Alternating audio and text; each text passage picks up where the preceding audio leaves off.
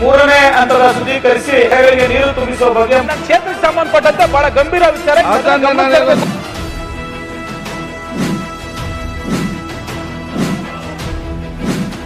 ಇದರಲ್ಲಿ ಅವರ ಡೋಂಗಿತನ ಗೊತ್ತಾಗಲ್ವಾ? ಅವ್ರು ಮೂರ್ಕೆರೆಗೆ ಹೋದಾಗ ಸ್ವಚ್ಛ ಆಗಿರ್ತದೆ, ಫಿಲ್ಟರ್ ವಾಟರ್ ಬಹಳ ಕುಡಿಯೋ ನೀರಾಗಿರ್ತದೆ, ಇಲ್ಲಿ ಬಂದಾಗ ಮಾತ್ರ ಕೊಳಚೆ ಆಗ್ಬಿಡ್ತದೆ.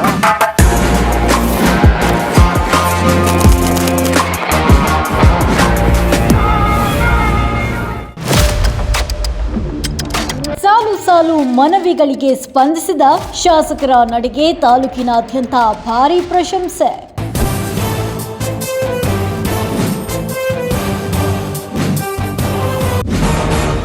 ವೃಷಭಾವತಿ ಹೋರಾಟಕ್ಕೆ ಶಾಸಕ ಎನ್ ಶ್ರೀನಿವಾಸ್ ಫುಲ್ ಸ್ಟಾಪ್.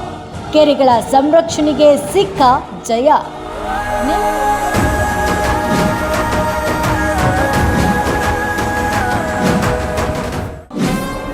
ನೆಲಮಂಗಲದ ಕೆರೆಗಳು ಕಲುಷಿತಗೊಳ್ಳದಂತೆ ತಡೆಯಲು ಪಣ ತೊಟ್ಟ ಶಾಸಕ ಎನ್ ಶ್ರೀನಿವಾಸ್.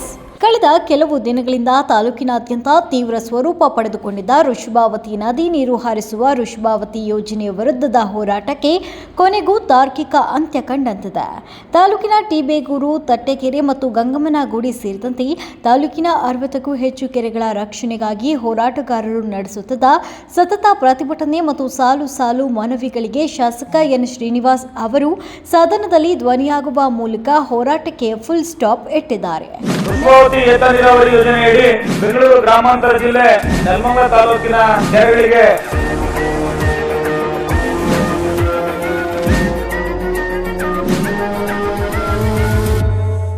ಮೂರನೇ ಹಂತದ ಶುದ್ಧೀಕರಿಸಿ ಕೆರೆಗಳಿಗೆ ನೀರು ತುಂಬಿಸುವ ಬಗ್ಗೆ ಮಾನ್ಯ ಸಣ್ಣ ನೀರಾವರಿ ಸಚಿವರ ಗಮನವನ್ನು ಸೆಳೆಯುತ್ತೇನೆ. ನೆಲಮಂಗಲ ಕ್ಷೇತ್ರದ ಶಾಸಕ ಎನ್ ಶ್ರೀನಿವಾಸ್ ಅವರು ಸದನದಲ್ಲಿ ತೋರಿದ ದೃಢ ನಿಲುವು ಹಾಗೂ ಜನರ ಆತಂಕಕ್ಕೆ ನೀಡಿದ ಸ್ಪಂದನೆಯಿಂದಾಗಿ ಹೋರಾಟಗಾರರಿಗೆ ಕೊನೆಗೂ ಜಯ ಸಂದಿದೆ.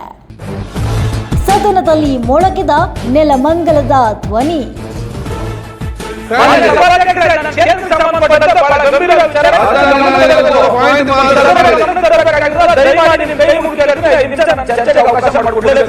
ವಿಧಾನಸಭೆಯಲ್ಲಿ ವಿಷಯ ಪ್ರಸ್ತಾಪಿಸಿದ ಶಾಸಕ ಎನ್ ಶ್ರೀನಿವಾಸ್, ನಮ್ಮ ಭಾಗದ ಕೆರೆಗಳಿಗೆ ಕಲುಷಿತ ನೀರು ಬೇಡ, ಕೇವಲ ಮೂರನೇ ಹಂತದ ಶುದ್ಧೀಕರಣ ಅಂದ್ರೆ ಟರ್ಷಿಯರಿ ಟ್ರೀಟ್ಮೆಂಟ್ ಆದ ನೀರನ್ನ ಮಾತ್ರ ನಾವು ಸ್ವಾಗತಿಸ್ತೇವೆ ಅಂತ ಸ್ಪಷ್ಟಪಡಿಸಿದ್ರು. ಇದರಲ್ಲಿ ಅವರ ಡೋಂಗಿತನ ಗೊತ್ತಾಗಲ್ವಾ? ಅವ್ರು ಮೂರ್ಕೆರೆಗೆ ಹೋದಾಗ ಸ್ವಚ್ಛ ಆಗಿರ್ತದೆ, ಫಿಲ್ಟರ್ ವಾಟರ್ ಬಹಳ ಕುಡಿಯೋ ನೀರಾಗಿರ್ತದೆ, ಇಲ್ಲಿ ಬಂದಾಗ ಮಾತ್ರ ಕೊಳಚೆ ಆಗ್ಬಿಡ್ತದ. ಇದಕ್ಕೆ ಪ್ರತಿಕ್ರಿಯಿಸಿದ ಸಚಿವ ಬೋಸರಾಜು ಅವರು, ಯೋಜನೆ ಬೇಡವೆಂದಾದರೆ ಲಿಖಿತ ರೂಪದಲ್ಲಿ ಬರತ್ ಕೊಡಿ ಅಂತ ತಿಳಿಸಿದರು. ಜನರ ಹಿತದೃಷ್ಟಿಯಿಂದ ಶಾಸಕರು ಈ ಸವಾಲನ್ನ ಹೇಗೆ ಸ್ವೀಕರಿಸುತ್ತಾರೆ ಎಂಬುದು ಈಗ ಕುತೂಹಲ ಮೂಡಿಸಿದೆ.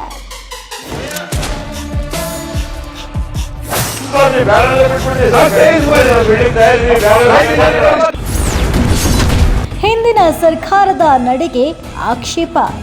ಸದನದಲ್ಲಿ ಮಾತನಾಡುತ್ತಾ ಶಾಸಕರು ಈ ಯೋಜನೆಗೆ ಡಿಪಿಆರ್ ಮಾಡಿಸಿದ್ದು ಜೆಡಿಎಸ್ನ ಮಾಜಿ ಶಾಸಕರು ಅಂತ ನೆನಪಿಸಿದರು.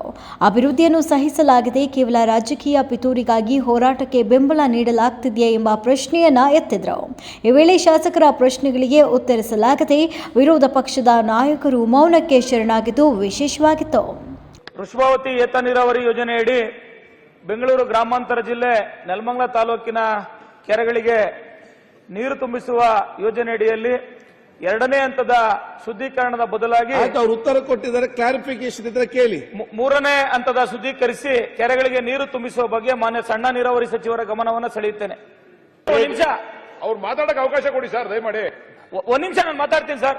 ಮಾನ್ಯ ಸಭಾಧ್ಯಕ್ಷರೇ, ಇದ್ರ ಬಗ್ಗೆ ಚರ್ಚೆ ಮಾಡ್ಲಿಕ್ಕೆ ದಯಮಾಡಿ ನನಗೆ 5 ನಿಮಿಷ ಅವಕಾಶ ಕೊಡಬೇಕು. ಇವತ್ತು ಚರ್ಚೆ ಮಾಡ್ಲಿಕ್ಕೆ ಅವಕಾಶ ಕೊಡುದಿಲ್ಲ. ಈಗ ವಿಷಯ ಮಾತ್ರ ಹೇಳು.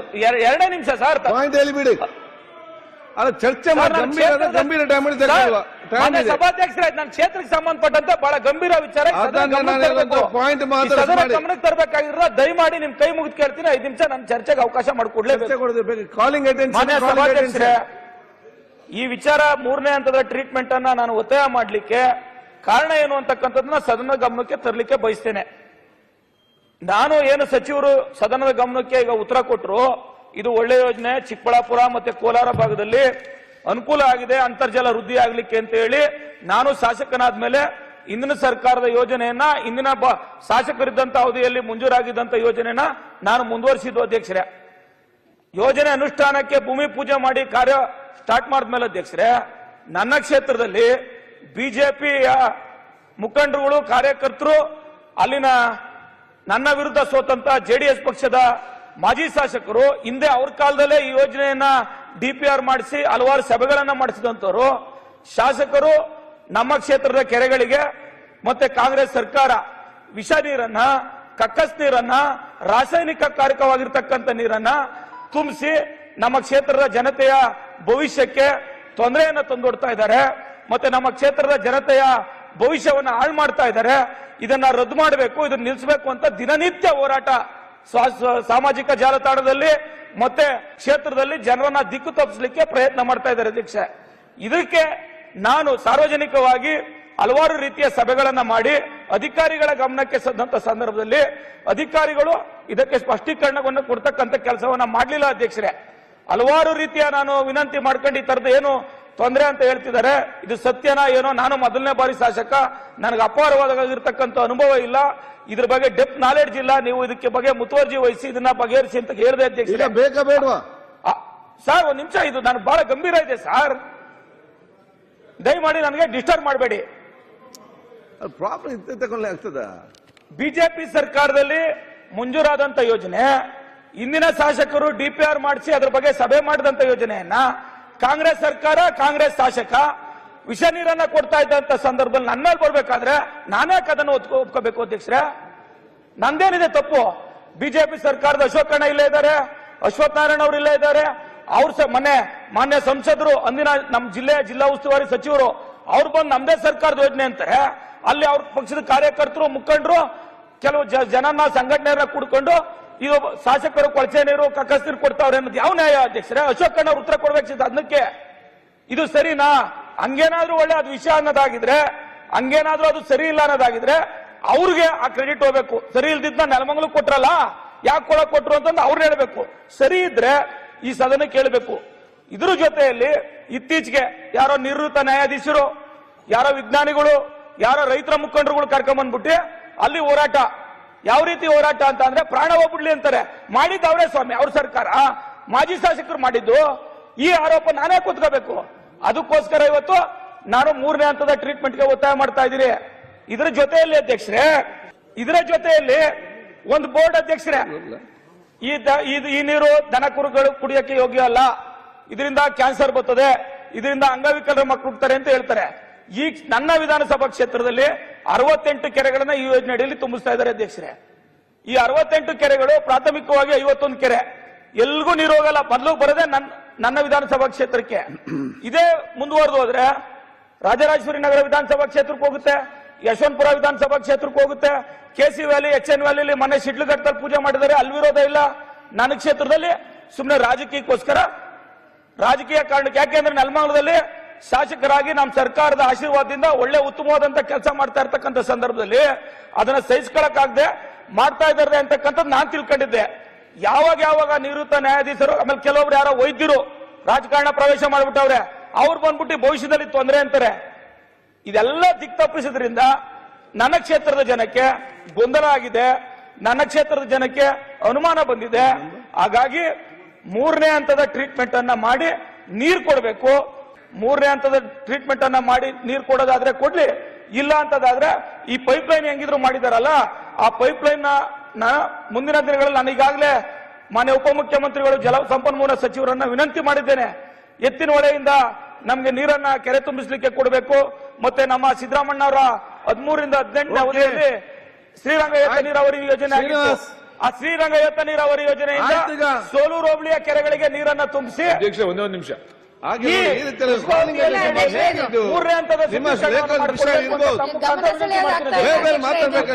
ವೈಯಕ್ತಿಕವಾಗಿ ನಡೀತಾ ಇದೆ. ಹೋಗ್ಬೇಡಿ. ಇದು ಕಳೆದ 7 ವರ್ಷದಿಂದ HN ವ್ಯಾಲಿನಲ್ಲಿ ನಾವು ಕೆರೆಗಳು ತುಂಬಿಸ್ತಾ ಇದೀವಿ. ಈ ನೀರು ಅಂತರ್ಜಲವನ್ನು ಇಂಪ್ರೂವ್ ಮಾಡ್ಲಿಕ್ಕೆ ಮಾತ್ರ ಉಪಯೋಗ ಪಡಿಸತಕ್ಕಂಥದ್ದು. ಆ ದಿಶೆಯಲ್ಲಿ ನಾವು ಇವತ್ತು ವೃಷಭಾವತಿ ವ್ಯಾಲಿಗೆ ಹಿಂದಿನ ಸರ್ಕಾರದಲ್ಲಿ ಪ್ರಪೋಸಲ್ ಕೊಟ್ಟು DPR ಎಲ್ಲ ರೆಡಿ ಮಾಡಿದ್ರು.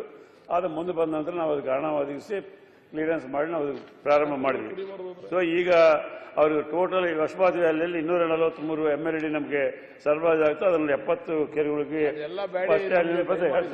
ಇದ್ರ ಜೊತೆಲಿ ಬೇಕಾಗಿದೆ ಅವ್ರಿಗೆ ಬೇಕಾದಷ್ಟು ರಿಕಾರ್ಡ್ಸ್ ಎಲ್ಲ ಕೊಡ್ತೀವಿ, ವೆರಿಫೈ ಮಾಡಿಸ್ತೀವಿ. ಗೌರ್ಮೆಂಟ್ ಆಫ್ ಇಂಡಿಯಾ ಸಂಸ್ಥೆಗಳಿಂದ IAC ಎಲ್ಲ ಅದನ್ನ ನೋಡಲಾದ್ರೆ ಇವರು ಬೇರೆ ಕಡೆ 2 ವ್ಯಾಲಿನಲ್ಲಿ ಅವರೆಲ್ಲ ಬಹಳ ತೃಪ್ತಿಯಿಂದ ನಮ್ಮ ಕೆರೆಗಳು ಕೊಡುತ್ತಾರೆ. ಮೊನ್ನೆ ನಾವು ಬಾಗೇಪಲ್ಲಿಗೆ ಸೈಜು ಕೊಟ್ಟಿದ್ವಿ, ಹೊಸಕೋಟದಲ್ಲಿ ಸೈಜು, ಕನಸಕೋಟಲ್ಲಿ ಜನರು ಮತ್ತು ಶಾಸಕರು ಒತ್ತಾಯದ ಮೇರೆಗೆ ರಾಜ್ಯ ಸರ್ಕಾರ ಹಣ ಖರ್ಚು ಮಾಡಿ BWSS ಕೂಡ ನೀರನ್ನು STಗಳ ಮುಖಾಂತರ ತಗೊಂಡು ಮೈನಿಗೇಷನ್ ಮಾಡ್ತಾರೆ. ಇಲ್ಲಿ clear KC valley initiative is now recognised as a model of circular water economy. ಮಂತ್ರಿಗಳೇ ಅಲ್ಲ ಅಧ್ಯಕ್ಷ, ನಮಗೆ ಬೇಕಾಗಿರೋದು ಇಷ್ಟೇ ಅಧ್ಯಕ್ಷ. ದನಕರುಗಳಿಗೆ ಕುಡಿಯಕ್ಕೆ ಯೋಗ್ಯತೆ ಇಲ್ಲದೆ ಇರತಕ್ಕಂಥ ನೀರನ್ನ ದಯಮಾಡಿ ನಮಗೆ ಬೇಡ. ಈಗ ಅವರು ಒಂದ್ ಶಾಸಕರು ಮರ್ಯಾದೆ ಹೋಯ್ತದೆ. ಎಲ್ಲ ನಮ್ಗೆ ಉತ್ತರ ಅಷ್ಟೇ ಬೇಕು. ಗವರ್ಮೆಂಟ್ ಆಫ್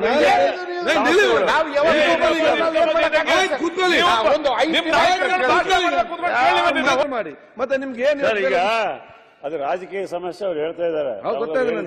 ಇದು KC ವ್ಯಾಲಿ, HN ವ್ಯಾಲಿ ಕಳೆದ 7 ವರ್ಷದಿಂದ 43 ಕೆರೆಗಳು ಮಾಡಿದ ನಂತರ ಅತ್ಯಂತ ಉತ್ತಮವಾದಂತ ಇದೆ ಅಂತ ಹೇಳಿ ಪಾರ್ಲಿಮೆಂಟರಿ ಟೀಮ್ಸ್, ಸ್ಪೆಷಲ್ ಜಲಶಕ್ತಿನವರು ಬಂದು ಅಪ್ರಿಶಿಯೇಟ್ ಮಾಡಿ ಹೊಸಬಾದಿ ವ್ಯಾಲಿನ ಥೌಸಂಡ್ಸ್ ಆಫ್ ಕ್ರೋರ್ಸ್ ಖರ್ಚು ಮಾಡಿ ಮಾಡ್ತಾ ಇದೀವಿ. ಈಗ ಎಲ್ಲಾ ಕಡೆನೂ ಅಲ್ಲೇ ಈ ಹೊಸಬಾದಿ ವ್ಯಾಲಿನಲ್ಲೂ ಈಗ ತುಮಕೂರಿಗೆ ನೀರು ಬೇಕಂತೇಳಿ ಅಲ್ಲಿರ್ತಕ್ಕಂಥ ಎಲ್ಲ ಜನಪ್ರತಿನಿಧಿಗಳೆಲ್ಲ ಕೇಳ್ತಾ ಇದ್ದಾರೆ. ಇಂಥ ಸಮಯದಲ್ಲಿ ಥರ್ಡ್ ಟ್ರೀಟ್ಮೆಂಟ್ ಮಾಡುವಂತ ಪ್ರಸ್ತಾವನೆ ಸದ್ಯಕ್ಕೆ ಸರ್ಕಾರ ಮುಂದಿಲ್ಲ. ಅದು BWSS ನಲ್ಲಿ ಮಾಡಿಕೊಟ್ರೆ ನಾವು ಮೈನ್ ಇರಿಗೇಷನ್ ಸಪ್ಲೈ ಮಾಡಿ. ಅಲ್ಲ ಅವ್ರು ಹೇಳ್ತಾರೆ ಅಲ್ಲ ಮಂತ್ರಿ ಅವರೇ, ಈಗ ಒಂದೇ ಸಿಂಪಲ್ ಕ್ವಶನ್. ಅವ್ರು ಏನ್ ಹೇಳ್ತಾರೆ, 2ನೇ ಹಂತದ ಟ್ರೀಟ್ಮೆಂಟ್ ಮಾಡಿ ಕಳಿಸಿದ್ರೆ ಜಾನುವಾರುಗೆಲ್ಲ ಸಮಸ್ಯೆ ಆಗ್ತದೆ, ಅಲ್ಲಿ ಬೋರ್ಡ್ ಹಾಕಿದ್ದಾರೆ ಕುಡಿಬಾರ್ದು ಅಂತ ಹೇಳಿಕೊಂಡು, ನಮ್ಗೆ 3ನೇ ಟ್ರೀಟ್ಮೆಂಟ್ ಮಾಡಿದ್ರೆ ಮಾತ್ರ ಕೊಡಿ, ಇಲ್ಲ ನೀವು ಸ್ಟಾಪ್ ಮಾಡ್ಲಿಕ್ಕೆ ಆಗ್ತದಿಲ್ಲೋ ಹೇಳಿ. ಅವ್ರು ಸ್ಟಾಪ್ ಮಾಡ್ತೀವಿ, ಬೇಡ ಅಂದ್ರೆ ಬಿಟ್ಬಿಡ್ತೀವಿ ಅಷ್ಟೇ ಹೇಳಿ ಮುಗಿತಾರೆ. ಸ್ಟಾಪ್ ಮಾಡಿ ಬಿಲ್ಡಿಂಗ್ ತಯಾರಿದೀವಿ, ಡಿಮ್ಯಾಂಡ್ ಇಸ್ ದೇರ್, ಬೇರೆ ಕಡೆ ಕೊಡ್ತೀವಿ. ಅವ್ರ ಹತ್ರ ಬೇಕಾ ಬೇಡದ ರೈಟಿಂಗ್ ಅಲ್ಲಿ ತಗೊಳ್ಳಿ, ಬೇಡ ಅಂತ ನಿಲ್ಲಿಸಿ, ಬೇಕಂದ್ರೆ ಕೊಡಿ. ಮಾನ್ಯ ಸಭಾಧ್ಯಕ್ಷ, ಒಂದೇ ನಿಮಿಷ ಸಭಾಧ್ಯಕ್ಷ ಕನ್ಫರ್ಮ್ ಮಾಡ್ತೀನಿ. NH ಕೋನರೆಡ್ಡಿ ರಾಜಕೀಯ ಲಾಭಕ್ಕಿಂತ ಜನರ ಆರೋಗ್ಯ ಮತ್ತು ಪರಿಸರ ಮುಖ್ಯ ಅಂತ ಶ್ರೀನಿವಾಸ್ ಸಾಬೀತುಪಡಿಸಿದ್ದಾರೆ. ಒಟ್ಟಾರೆಯಾಗಿ ವೃಷಭಾವತಿ ಯೋಜನೆಯ ಸುತ್ತ ಹಬ್ಬಿದ್ದ ಗೊಂದಲಗಳಿಗೆ ಶಾಸಕರು ಸದನದಲ್ಲಿ ತೆರೆ ಎಳೆದಿದ್ದು, ತಾಲೂಕಿನ ಕೆರೆಗಳು ಕೊನೆಗೂ ಸೇಫ್ ಎಂಬ ಭಾವನೆ ಸಾರ್ವಜನಿಕರಲ್ಲಿ ಮೂಡಿದೆ.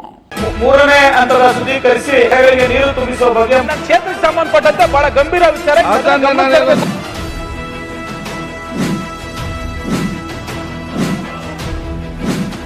ಇದರಲ್ಲಿ ಅವರ ಡೋಂಗಿತನ ಗೊತ್ತಾಗಲ್ವಾ? ಅವ್ರು 3 ಕೆರೆಗೆ ಹೋದಾಗ ಸ್ವಚ್ಛ ಆಗಿರ್ತದೆ, ಫಿಲ್ಟರ್ ವಾಟರ್ ಬಹಳ ಕುಡಿಯೋ ನೀರಾಗಿರ್ತದೆ, ಇಲ್ಲಿ ಬಂದಾಗ ಮಾತ್ರ ಕೊಳಚೆ ಆಗ್ಬಿಡ್ತದೆ.